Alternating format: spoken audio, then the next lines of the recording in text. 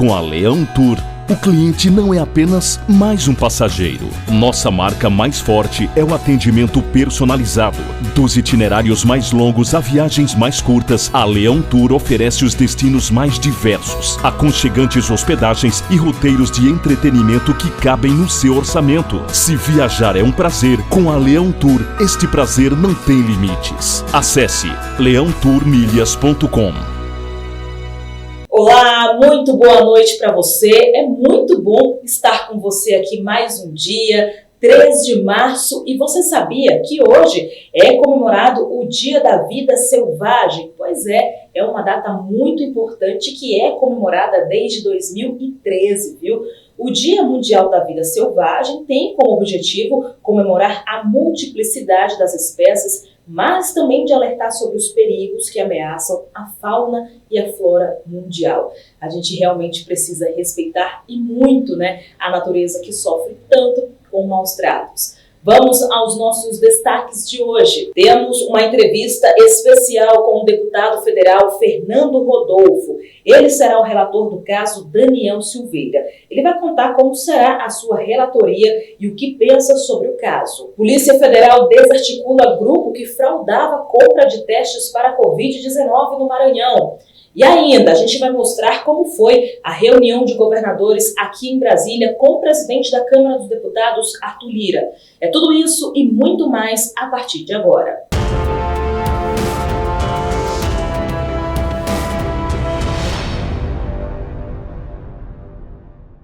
Nós começamos a edição de hoje falando de uma reunião muito importante que aconteceu ontem na residência oficial da Câmara dos Deputados. Foi um almoço entre o presidente Arthur Lira e governadores. Juntos, eles decidiram disponibilizar da verba deste ano da União 14 bilhões de reais para a área da saúde, principalmente para o combate da Covid-19. Vamos ver. Durante o almoço, Arthur Lira conversou com os governadores sobre vacinas e medidas de restrição, visando a diminuição de casos da Covid, que vem aumentando de maneira assustadora no país. Quase todos os estados estão com o sistema de saúde à beira da lotação máxima. Ficou decidido na reunião entre o Arthur Lira e os governadores do estado que será disponibilizado do orçamento da União deste ano 14 bilhões de reais para a área da saúde, principalmente para o combate da Covid-19. Não faltarão recursos para a vacinação. São necessários 400 e poucos milhões de doses para vacinar todo o povo brasileiro.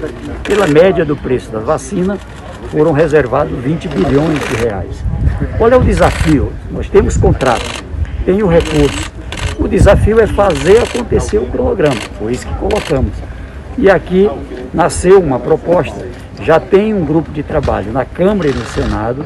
A ideia agora é que tenhamos a incorporação a ele do Ministério da Saúde, também com um governador representando cada uma das regiões para esse acompanhamento, junto ao Ministério da Saúde, junto ao Ministério de Relações Exteriores, para aquilo que tem de necessidade de solução, seja no exterior, por exemplo, Índia, China, Rússia, enfim, Estados Unidos, quem for fornecedor. Deu aqui a informação que aquela parte da Janssen e da Pfizer foi superada pelo que acertaram numa reunião de domingo. Portanto, tem vacina, o governo agora tem disposição de compra. O que nós colocamos? Vai comprar da Pfizer? Nós colocamos a necessidade de definir essa proposta logo, porque no diálogo dos governadores com a Pfizer, eles colocam que tem vacina. É um pouco mais à frente? Sim, mas a partir de maio, a partir de junho. Então tem que ter logo uma proposta firme, porque outros países... E no Maranhão, a polícia desarticulou uma quadrilha que fraudava testes para a Covid-19. Natânia Mello, boa noite. Boa noite, Camila, e boa noite a todos vocês que estão nos assistindo. Vamos agora acompanhar o giro de notícias que eu trago para vocês nesta quarta-feira. A Polícia Federal, com o apoio da Controladoria Geral da União, deflagrou na manhã desta terça-feira 2, na cidade de Pinheiro, a 333 quilômetros de São Luís, no Maranhão, uma operação que tem como intuito desarticular um grupo criminoso estruturado para promover fraudes licitatórias e irregularidades contratuais no município de Pinheiro, envolvendo recursos públicos federais que seriam utilizados no combate à pandemia da Covid-19. Segundo a Polícia Federal, a operação, que também aconteceu na cidade de Teresina, no Piauí, revelou que funcionários da Secretaria de Saúde e Saneamento de Pinheiro, juntamente com empresários de Teresina, simularam a compra e venda de testes rápidos, por meio da contratação de empresa de fachada que não forneceu os testes. A Polícia Federal cumpriu 5 mandados de busca e apreensão, 4 mandados de constrição patrimonial e 1 mandado de suspensão do exercício de função pública. Os investigados poderão responder por fraude à licitação, peculato, lavagem de dinheiro e associação criminosa. E a Prefeitura de Campina Grande desmentiu o cancelamento do São João. Natânia. A Prefeitura de Campina Grande divulgou uma nota nesta terça-feira 2 para desmentir informações de que o maior São João do mundo será cancelado este ano. Jamais o prefeito Bruno Cunha anunciaria de forma unilateral uma decisão de tamanha magnitude como o cancelamento do maior São João do mundo, diz a nota. No ano passado, assim como aconteceu em outros importantes eventos no Brasil e no mundo, o São João de Campina Grande foi cancelado devido às circunstâncias graves da pandemia. Conforme a Prefeitura, desde o início deste ano que ocorrem reuniões com setores econômicos e sociais e há um projeto de realização do maior São João do mundo 2021, tendo por base pelo menos 3 cenários pandêmicos possíveis. A nota termina com a Prefeitura afirmando que, desde que sejam garantidas todas as precauções e haja uma segurança sanitária na cidade reforçada pela vacinação, o maior São João do mundo poderá ser realizado, sim, com as naturais adaptações que a pandemia impõe aos organizadores de grandes eventos. E no Ceará, o secretário de Saúde disse que o estado não está caminhando para uma flexibilização de isolamento mais rígida. A Natânia também fala sobre esse assunto agora. Com mais de 430 mil pessoas infectadas e mais de 11 mil mortos em decorrência da Covid-19, o Ceará não está caminhando para a flexibilização das medidas de isolamento rígido. Conforme o secretário estadual de Saúde, o Dr. Cabeto, os atuais indicadores da pandemia apontam para um cenário mais crítico do que o enfrentado nos meses de pico em 2020.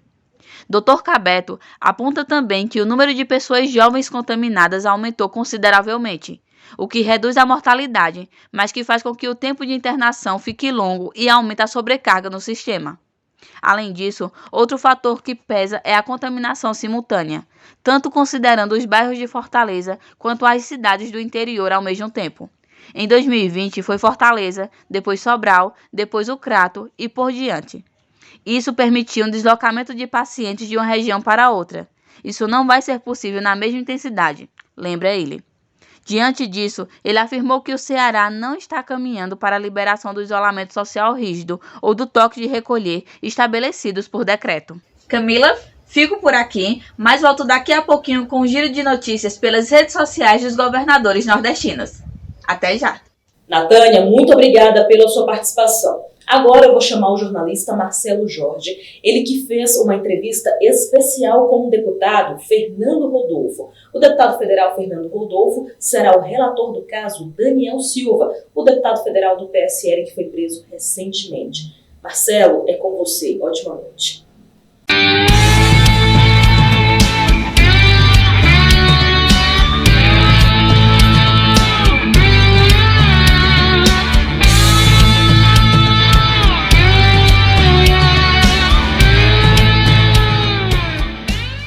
Eu votei para mantê-lo preso, não por reconhecer que havia base jurídica na decisão do Supremo.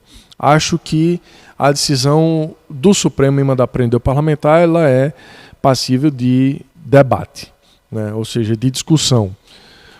No entanto, votei para manter preso porque soltar o parlamentar naquele momento seria startar uma grave crise institucional, a quebra da harmonia entre os poderes, o que não seria bom de maneira nenhuma para o país. Então, a Câmara está dando a resposta agora, regulamentando o artigo 53 da Constituição. O que é que diz o artigo 53? Que o parlamentar ele é imune no seu voto, na sua palavra e na sua opinião. Agora, quais são os critérios dessa imunidade parlamentar? O artigo 53, que está na Constituição de 88, até hoje ele não foi regulamentado. O que a Câmara está fazendo agora é exatamente a discussão desse tema com a sua regulamentação, que vai, na prática, dificultar ainda mais a ingerência do Supremo Tribunal Federal no Parlamento. Não se trata de uma PEC que vai dar ao parlamentar a condição de ser blindado pela Justiça. Não é isso. Ninguém está querendo blindar. Inclusive, eu sou um defensor do aperfeiçoamento, do aprimoramento do texto inicial que foi apresentado. No Parlamento, Marcelo, nem tudo que entra sai como entrou. Ou seja, entrou um texto, os parlamentares vão discutir esse texto e aperfeiçoá-lo. Não é? Se há uma brecha para deixar o deputado ou senador blindado, como, por exemplo, a questão dos crimes inafiançáveis, então se discute. Ora, o peculato, por exemplo, que é o furto praticado por servidor público, ele é um crime afiançável na esfera judicial. Então, pelo texto da PEC, o parlamentar que fosse pego furtando dinheiro público, ou seja, praticando o crime de peculato, ele não seria preso. Então, eu sou daquela corrente no parlamento que defende a inclusão dos crimes contra a administração pública. Repito, a minha opinião é de que o parlamentar não tem que ser blindado, ele tem que ser respeitado pela esfera judicial no exercício do seu mandato. Exatamente, eu acho que o que é a imunidade parlamentar? Imunidade parlamentar é eu ter uma bandeira no meu mandato. Vamos lá, legalização da maconha. Tá? Então, eu uso a imunidade parlamentar para dizer que sou contra ou sou a favor daquela matéria e não ser processado na justiça por isso. Porque eu tenho a prerrogativa, enquanto parlamentar que está discutindo aquela matéria, de defender a minha opinião, sem correr o risco de ser processado. Isso é imunidade parlamentar e eu acho que essa é a forma correta. Agora, a discussão, no caso específico aí do deputado Daniel, ela é abrangente. A opinião dele representa a quebra de decoro ou não? É isso que a gente vai discutir lá na frente.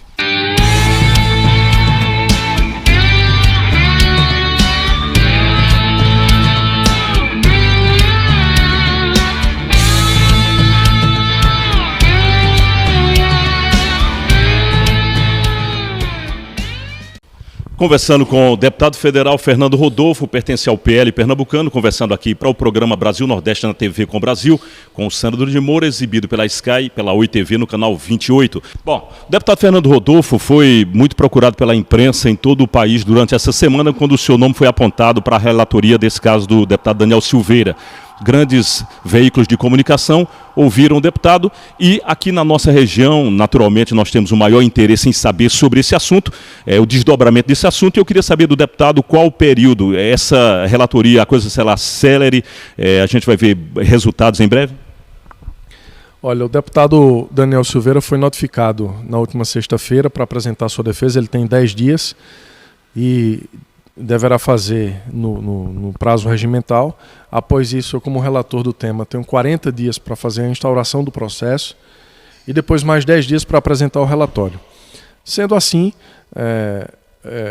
a gente fala em um prazo aproximado de 60 dias, mas eu vou trabalhar para encurtar esse tempo e dar resposta à sociedade na velocidade que a sociedade espera. Deputado, tivemos no sábado passado mais um decreto e dessa vez comércio, empresas fechadas a partir de 10 da noite até as 5 da manhã em relação ao crescimento, e isso se deve em relação ao crescimento, segundo as autoridades, de casos do Covid. Como é que o senhor está vendo esse momento que nós estamos vivendo aqui? Qual a sua participação como parlamentar, como deputado, em relação também à colaboração no combate a esse mal no nosso estado, deputado? Como parlamentar, desde o começo da pandemia, eu tenho direcionado emendas para prefeituras, inclusive para o próprio governo do estado, para que esses recursos sejam utilizados nas ações de combate ao coronavírus. Agora, como cidadão, eu questiono algumas medidas que vêm sendo tomadas, não só pelo governador de Pernambuco, mas pelos outros também. É como se cada um estivesse atirando no escuro, sabe? Como se cada um tivesse, eu acho que fechar bares e restaurantes vai resolver o problema. Mas por quê vai resolver o problema? Como assim vai resolver o problema? Não, vai evitar aglomeração. Ok. E o que é que aglomera mais? É o bar ou é o ônibus lotado? É o bar ou é a fila do banco lá que não tem critério nenhum quando você vê ali na frente da caixa, por exemplo, no dia de receber o auxílio emergencial? Qual é a aglomeração maior que tem? Então, horário, vamos lá. Pode abrir até 11. Mas por que até 11? Se talvez aquele bar ali, o movimento maior dele é durante o dia, entendeu? Então, são medidas que vêm sendo tomadas sem muita base científica, que eu não conheço a eficácia dessas medidas. Você tem acompanhado minha defesa em torno aí dos músicos, que até agora estavam sem tocar nos bares, mas os bares estavam abertos. Os bares estavam exibindo jogos dos campeonatos pela televisão, lotado do mesmo jeito. Entendeu aí onde é que eu quero chegar? Então são medidas que não tem. E outra coisa, você toma uma medida como essa em Pernambuco, mas não toma em Alagoas. Você toma uma medida como essa em Alagoas, mas não toma na Paraíba. E aí termina vindo de Alagoas gente aqui para Pernambuco, daqui vai para Paraíba. Ou seja, se não houver um entendimento, uma ação unificada, vai ficar feito uma guerra onde cada um está atirando ao Deus dará sem saber a quem atingir, sem saber qual é o alvo. São medidas que estão sendo tomadas pelos governadores que têm o poder para isso, mas não vejo muita eficácia nisso. Bom, deputado, o senhor foi muito bem votado em Caruaru, sua base eleitoral hoje, inclusive onde o senhor reside, mas também bem votado no município de Garanhuns, onde o senhor nasceu. Independente de questões ideológicas, o senhor tem um bom trânsito, tanto com a prefeita de Caruaru, Raquel Lira, quanto com o prefeito de Garanhuns, Sivaldo Albino, prefeita de Brejão, Beta Cadengue, apesar de ser de um partido que o senhor, na verdade, é um opositor, mas isso não faz diferença. A sua legislatura hoje vem beneficiando esses municípios. Que tipo de conversação vem acontecendo com demais municípios também, inclusive do Sertão, deputado? Tenho conversado muito com os prefeitos que têm uma relação mais próxima com o meu mandato. Tenho ajudado bastante. Agora, para Garanhuns, você citou Garanhuns. Vamos lá, Garanhuns, a gente está aí com quase 1,5 milhão de equipamentos prontos para serem entregues ao município. Equipamentos que vão ajudar muito na execução de obras na zona rural e na zona urbana. Então está lá no pátio da Codevasf, é a ação do meu mandato para Garanhuns. Caruaru já está empenhado, conseguimos empenhar 5.400.000 para a construção de 2 creches. São creches importantes para comunidades que são carentes de uma atenção nessa área aí para as mães que precisam trabalhar e não tem com quem deixar os filhos. Brejão, eu já coloquei tanta coisa lá que eu perdi até a conta do que eu já fiz por Brejão. O que eu fiz por Brejão até hoje nenhum deputado federal fez. Nenhum deputado estadual também fez o que eu já fiz pelo município de Brejão. E por aí vai. Eu acho que cada prefeito que conta com o meu mandato sabe que a gente tem ação nesses municípios. Bom, deputado federal Fernando Rodolfo conosco, e para encerrar, até porque teremos outras conversas com o deputado aqui na Arena Brasil Nordeste, também na TV Com o Brasil, lá em Brasília. O deputado já conhece o caminho do estúdio, lá do Sandro de Moura. Eu queria só finalizar com outra questão. Essa aí é uma questão que inclusive norteou parte da sua campanha, que foi a questão dos professores, Fundef e tudo mais. E a gente sabe que em Brasília as demandas são imensas em todos os aspectos. O que é que foi feito até agora, o que é que ainda pode ser feito? Professores de Garanhuns e do Agreste podem esperar dos prefeitos, quem sabe, a liberação aí já nessas novas gestões, já que alguns professores têm contato constante com o senhor? Olha, primeiro é importante dizer que esse processo precatório do Fundef ele é único em cada cidade. O processo de Caruaru não é igual ao processo de Garanhuns. Né? Isso é resultado de ação judicial. Então, Garanhuns é uma situação, vamos lá, tem um determinado valor, tem um determinado prazo para esse recurso entrar, Caruaru é outro. Há cidades que já receberam e os prefeitos não repassaram aos professores, há cidades que ainda vão receber esse recurso. Então, lá em Brasília, eu tenho trabalhado no sentido de garantir que o professor tenha acesso ao rateio dos precatórios do Fundef. Fui relator na Comissão de Educação, conseguimos aprovar em plenário uma lei de autoria do deputado Marcelo Ramos do Amazonas, que garante ao professor o rateio dos precatórios. Conseguimos aprovar, o presidente da República vetou, e a gente está agora trabalhando para derrubar o veto. Não é uma tarefa fácil, ainda, para você ter uma ideia, não foi pautado. Já deveria ter sido pautado há muito tempo, pela lei tinha 30 dias para pautar após após o veto, né, ser publicado no Diário Oficial. Não foi, a gente está aguardando. Estou agora aguardando ser atendido pelo presidente do Senado, que é o presidente do Congresso, que tem o poder de pautar, o senador Rodrigo Pacheco, para pedir a ele celeridade e que paute na próxima reunião. Pautando na próxima reunião do Congresso, aí a gente vai novamente voltar a mobilizar os professores para pressionar os parlamentares e derrubar esse veto. Bom, por falar em Senado, e aí eu finalizo, o senhor também é autor, né, do projeto que combate o fura-fila. E aí esse projeto caminha para o Senado, como é que está? Já está no Senado, foi aprovado na Câmara, inclusive foi aprovado no tempo recorde. Esse é um feito que poucos deputados conseguem em Brasília. Você tem uma ideia, tem deputados que têm lá 10 anos já no mandato e não conseguiu até hoje aprovar um projeto sequer. E eu já tenho esse projeto que foi aprovado por unanimidade, ou por maioria, no plenário da Câmara, está no Senado e estamos aguardando também ser pautado no Senado. Deputado federal conosco, Fernando Rodolfo, pertence ao PL, queremos agradecer também na TV Com Brasil, com o Brasil Nordeste e na Rádio Brasil Nordeste, uma rádio web, tá bom? Deputado, muito grato pela participação e haveremos de nos falar em Caruaru, Garanhuns ou direto de Brasília, via Zoom ou presencialmente. O importante é a comunicação fluir para o seu público, para o seu eleitor, para o garanhuense, seu conterrâneo e também para os agresteiros ou agrestinos do seu estado. Eu que agradeço a oportunidade, Marcelo. Você é um cara que tem respeito, que tem credibilidade e que está estreando esse novo projeto. Tem todo o meu apoio, tem toda a minha simpatia e quero ser um colaborador, né, trazendo a informação para o seu público, trazendo o que está acontecendo em Brasília e aí, dando a contribuição do nosso mandato para que esse projeto dê certo. Tenho certeza que já deu, que onde você bota a mão, dá certo pela sua credibilidade, que inclusive hoje em dia é coisa rara no meio de jornalismo. E você tem plena certeza de que vai conduzir muito bem esse novo projeto e que vai ser referência na notícia, no Agreste e no estado de Pernambuco.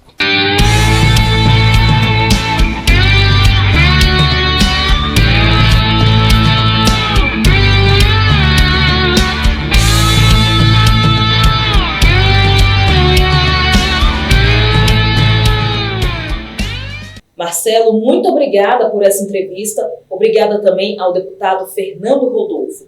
Bom, a gente vai dar uma pausa rapidinho para um intervalo comercial. É só o tempo de você pegar o celular e mandar uma mensagem para este número que está aparecendo aí na sua tela. Olha, não sai daí não, porque na volta tem mais informações para você. Até já!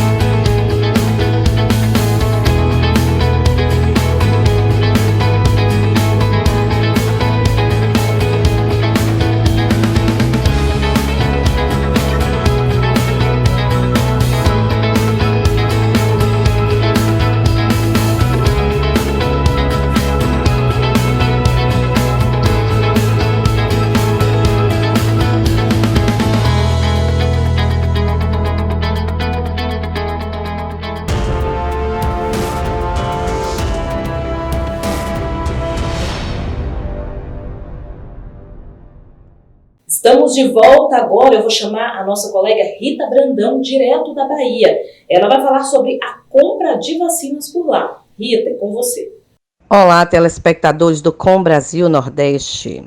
Aqui na Bahia, o governo irá ingressar com nova ação no Supremo Tribunal Federal, STF, para que se autorize a aplicação de vacinas que ainda não receberam o aval da Agência Nacional de Vigilância Sanitária, Anvisa. Em publicação, o governador Rui Costa, do PT, defendeu que a garantia possibilitaria a imunização de mais baianos. Escreveu o governador: a Bahia vai ingressar com nova ação no STF para que torne explícita a autorização para aplicar novas vacinas sem o aval da Anvisa. Queremos ter essa garantia para que possamos comprar novas vacinas e imunizar mais baianos. Perder tempo é perder mais vidas humanas. Queremos a liberação da vacina com aprovação em órgãos internacionais que estejam sendo aplicados em outros países. Esta semana espero ter contrato assinado com a Sputnik V. Também vou me reunir com o representante da Pfizer e Johnson para viabilizar compras de vacinas para a Bahia. Precisamos lembrar que agora, 4 de fevereiro, o governo federal enviou para a Bahia 50 milhões de doses da Sputnik V e também enviou a 4ª remessa da vacina Coronavac. Foi enviada aqui para a Bahia 186.200 novas doses do imunizante que ficou armazenada no Centro de Logística e Distribuição do Grupamento Aéreo GRAER da Polícia Militar da Bahia, antes de ser levada em 10 aeronaves para 30 cidades do interior baiano. Rita Brandão, para o Com Brasil Nordeste. Chegou a hora, então, da gente conferir o que os governadores dos estados publicaram em suas redes sociais. Eu vou começar falando, então, da região Centro-Oeste. Eu começo falando, então, do governador Reinaldo Azambuja, ele que é governador do Mato Grosso do Sul. Ele disse sobre o projeto Ilumina Pantanal, que é inovador. Ele vai instalar o sistema solar em mais de 2.000 propriedades, numa área de quase 90 mil quilômetros quadrados, beneficiando cerca de 5.000 pessoas. Já o governador do Distrito Federal, Ibanez Rocha, publicou a seguinte informação, que ele assinou ontem o contrato de venda da SEB Distribuição para o grupo Neoenergia BR. A empresa foi arrematada por mais de 2 bilhões em leilão, 1 bilhão a mais do que o lance inicial. Ele disse que tem convicção de que foi uma boa escolha para o DF. A Natânia Mello conta agora os destaques das mídias sociais dos governadores da região Nordeste. Conta aí, Natânia. Olá, Camila. Vamos começar pelo governador de Alagoas, Renan Filho. Ele falou sobre o Brasil ter batido o recorde de mortes ontem e que 19 estados estão com mais de 80% de ocupação nas UTIs. Ele disse que Alagoas está com 70% de ocupação e que o governo está trabalhando firme para manter a rede hospitalar apta, mas que os cidadãos precisam colaborar. O Camilo Santana, governador do Ceará, falou da reunião que teve com o presidente da Câmara, Arthur Lira, e outros governadores. Ele falou que os 4 pontos prioritários foram aquisição de vacinas, recursos para a saúde, auxílio emergencial e recuperação econômica. Ele disse que esse é o momento de todos se unirem. O governador da Paraíba, João Azevedo, falou sobre o recebimento de mais de 56.400 doses de vacina contra a Covid-19. Ele disse que as doses estão sendo separadas para serem enviadas aos municípios e que se reuniu com prefeitos da região metropolitana de João Pessoa para discutir as ações de combate ao coronavírus e a aceleração da imunização. Para finalizarmos, a governadora do Rio Grande do Norte, Fátima Bezerra, também falou sobre o recebimento das vacinas. Foi um lote com mais de 40 mil doses. Disse que ainda hoje seriam enviadas as doses aos municípios. Em outra publicação, ela falou que o sistema de saúde brasileiro está à beira de um apagão e que nós não temos condições de perder mais vidas. Camila, volto com você aí dos estúdios. Hora de abraçar as cidades aniversariantes do dia. Parabéns, então, para Altazes, que fica no Amazonas, Pão de Açúcar, que fica em Alagoas, e Carbonita, que fica em Minas Gerais. Parabéns, então, a todos os moradores que moram aí nessas regiões. Vamos descontrair um pouquinho? Hora, então, do De Olho na Rede. É pra cair, não. Não vai pra lá, não, vai cair.